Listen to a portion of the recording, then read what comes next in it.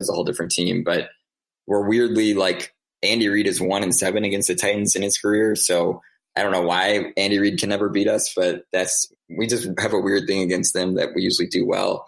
But obviously you have Mahomes and Kelsey and Tyreek. So it's a whole nother beast. Obviously, like the Chiefs and Ravens are both great offenses, but they're completely different. So it's just this gauntlet of going to New England, to Baltimore, and to Kansas City, basically the three hardest places to play in the AFC. So if we could beat Kansas City, that would just be an incredible run. Yeah. But yeah, I think it's going to be a very high scoring game. And it's going to be a matter of if Henry can just keep beating Henry and just keep Mahomes off the field, and maybe we could get a turnover or two. But yeah, I'm expecting that game to be in like the high 20s or 30s probably. But I think it'll be a close one. Yeah, me too. For the Ravens, I felt like they were the best team this season. I feel like they just need to get some better like receivers probably, because they were getting a lot of drops. Yep. Everything else with their team is so complete. But if you just added another weapon or two for Lamar to throw to, then it would be so much harder. Because I feel like once we take the run game away, it's kind of like you have Brown and you have the tight ends, but you're not too worried about like Willie Snead or like Seth Roberts or whatever. It's after that, it's like 3 to 5 yard dump offs, and the defense could just be sitting on those all day. No, I agree. That's definitely one of the focal points going into next year.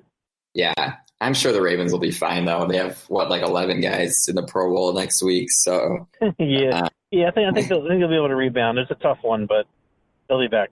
Yeah, well, this is sweet revenge for 2000 and 2008 when the Titans were the 1 seed and the Ravens came in as a wild card and knocked us off. So it was a long time coming, but we had to get you guys back. All right. Well, thanks for hopping on with me, Jordan. Again, Titans victorious 28-12 over the Ravens, and they'll be heading to Kansas City next Sunday for the AFC Championship. All right. And it was the Kansas City Chiefs triumphing 51-31 over the Houston Texans in Arrowhead.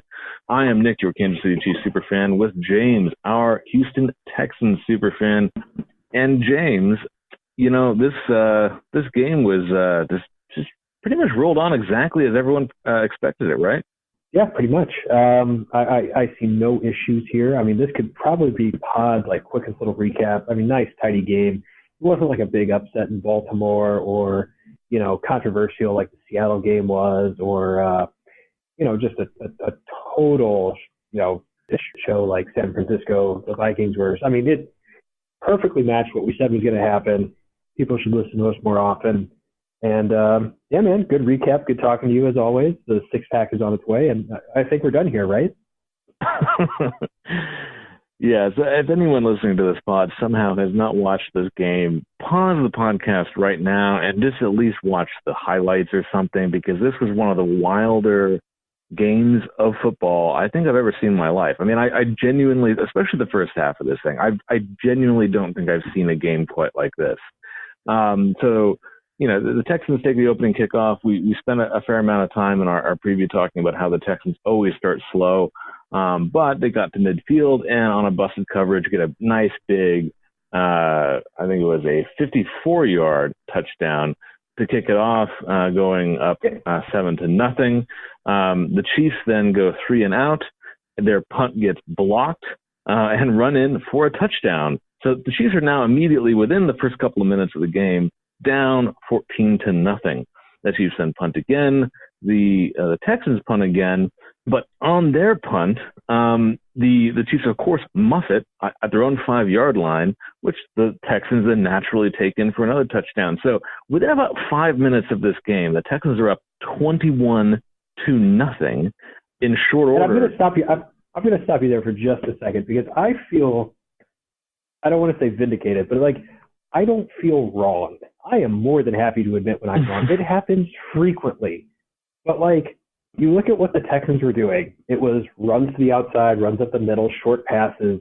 And it's exactly like you said. It was a busted coverage that led to a big play. Like, if you haven't watched the highlight, don't worry. There's plenty from this game. I understand why you either missed it or forgot it. Kenny Stills, the closest defender to him, was 10 yards away looking the wrong direction. I am not an athlete, as we covered in the preview.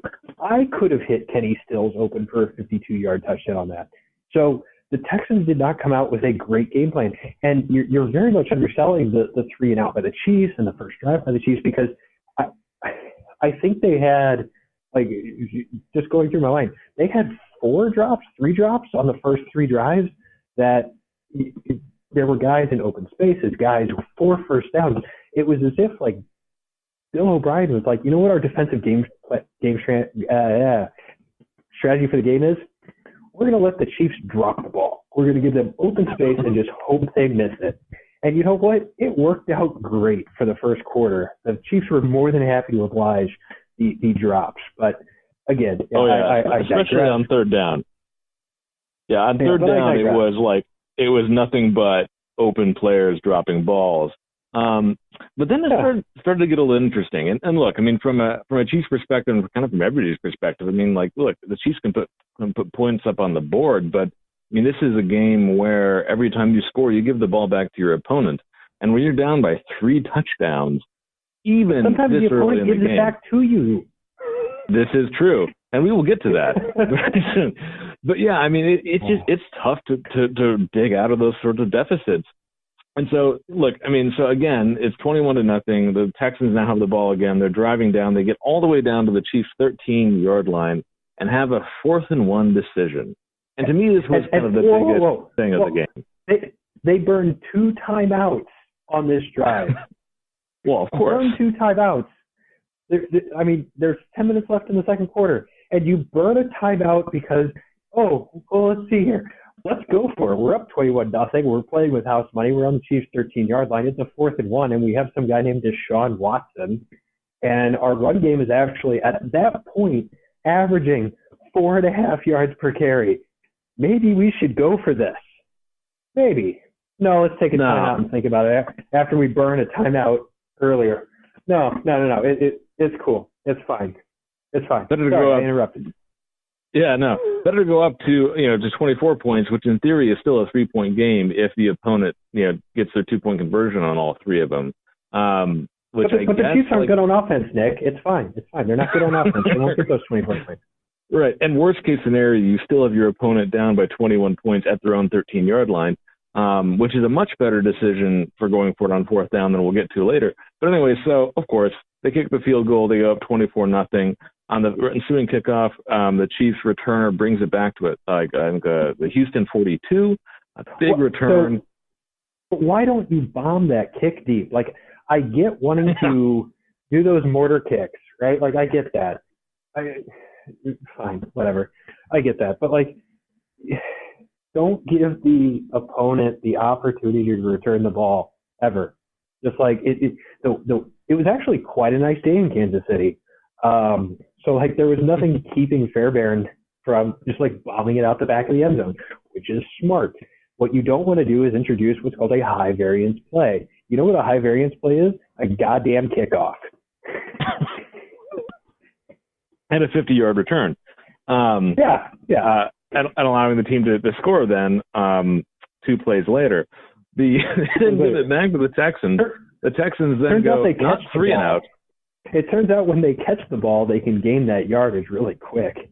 Yeah, the Chiefs are slightly better at offense when they are actually catching the ball. The Texans go 3 and out, but here's a twist. No. He learned his lesson from the last 4th down situation. Remember, so now he's at his own 31 with 4th and 4, and he's realizing now is the time to step on the neck of the Chiefs when they've already found life again. And he tries. And you know what's great? You know what's great about this play? The Texans are really bad at special teams. I've been railing on this for years. They had their up back switching sides, looking over to the sideline. Like, even I was sitting there like, wait a minute. The Texans never switch the up back. They don't call out coverages on the punt. What they will do occasionally, what all teams will do, is they'll pull in their gunners on a max protect punt. This was not one of those situations. So watching the replay, and I'm like, wait a minute, what's going on here? And apparently all of the Chiefs were thinking the same goddamn thing. They snap it directly to the up back, and Tony Romo, bless his heart, he does a very good job. And I think in his mind, he was still trying to keep this game interesting. He's like, great call by the Texans going for it on 4th and 4 with a fake punt. because their offense, between Carlos Hyde and Duke Johnson, were averaging more than 4 yards a carry, and you have Deshaun Watson. So God forbid you actually put the offense out on the field to try and gain 4 yards and your defensive end up 14 points. Up 17 points. Why would you do that when you can have, I forget who it was. I believe it's actually a six-string cornerback take the direct snap. Yeah, it was Sorensen. He was like our third safety, yeah. No, your safety stopped him, but I believe it was this is why you write stuff down, kids. I believe it was like one of our six-string cornerbacks that actually took the direct snap. And even after the fact, like Tony Romo was like, yeah, great call. But wait a minute. He was looking over at the sideline like, well, should we go for it, coach? Like, oh, guys, like, if you're going to burn a timeout in a meaningless situation on fourth down, that would have been a great goddamn time. So long story short, the Chiefs get the ball on the Houston, I think, 33. 3 plays later, they scored another touchdown. It's now 24-14. But no worries. They still got to give the ball back to the Texans, right? That's how football works. So they kick it back to the Texans. And for those scream aficionados, what I was about to say is, but wait, there's more. Right. The Texans then fumble on their kickoff return, which actually got returned decently because it was one of our backup running backs who just like popped directly into his arms, who got it down to, I believe it was a Houston 6. Nice. So naturally, the Chiefs scored 3 plays later on that too, and suddenly it is now 24-21 Kansas City. The Chiefs had scored 3 touchdowns in less than 3 minutes, I believe, which was a bit of a record. That's a bit. And what was super great was, I think it was the drive before this, where you guys were going to score your second touchdown for the quarter. Not to be confused with the first, third, or fourth touchdown of the quarter, but the second touchdown drive of the quarter. Tony Romo said, Lonnie Johnson appears to be hurt. That is a huge blow for the Texans because they are covering Kelsey in man coverage with Lonnie Johnson. And you don't know who Lonnie Johnson is. You, the collective average listener, there's a reason for that. Lonnie Johnson is not that good. And so when Tony Romo is pointing out the fact that your massive game plan to shut down Travis Kelsey is not only Lonnie Johnson, but he is leaving the game, things are about to go sideways unless you have Travis Kelsey in one of your DraftKings daily stacks for the week. Yep. And just to keep things rolling, the Texans, after that one punt, the Chiefs then score another touchdown and go into the half up 28-24, knowing they were going to receive the ball to start the second half. And what was crazy is the Texans were actually driving. They got the ball back in the end of the second half with some time left. It's as if 2 extra timeouts would have done them a lot of good to move that ball a little bit closer before Keamy Fairbairn just shanked it to the right.